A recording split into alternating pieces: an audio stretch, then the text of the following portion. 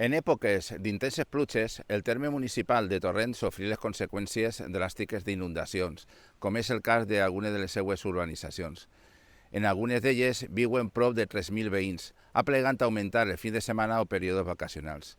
Els camins rurals que uneixen aquestes urbanitzacions són l'única via de comunicació en el casc urbà diàriament per anar al treball, escoles, etc.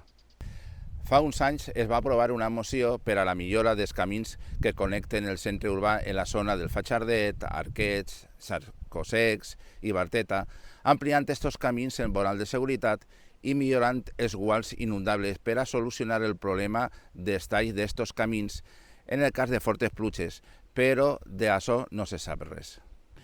Des de decidir sumant per Torrent, pensem que dita millora que es va aprovar és molt costosa, ja que entre uns altres supon l'apropiació de part de terrenys i centenars de quilòmetres asfaltats, sobretot tenint en compte la categoria de rural d'estos camins.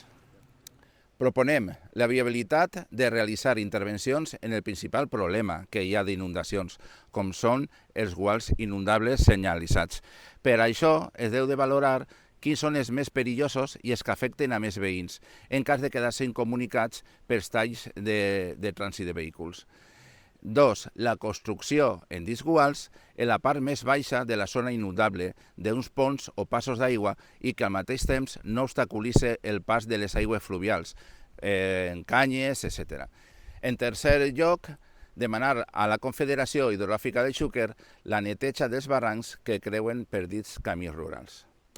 Tota aquesta actuació deu de ser cofinanciada en qualsevol dels fons europeus que existeixen en l'actualitat, així com Diputació, Generalitat i Confederació Hidrogràfica del Xúquer.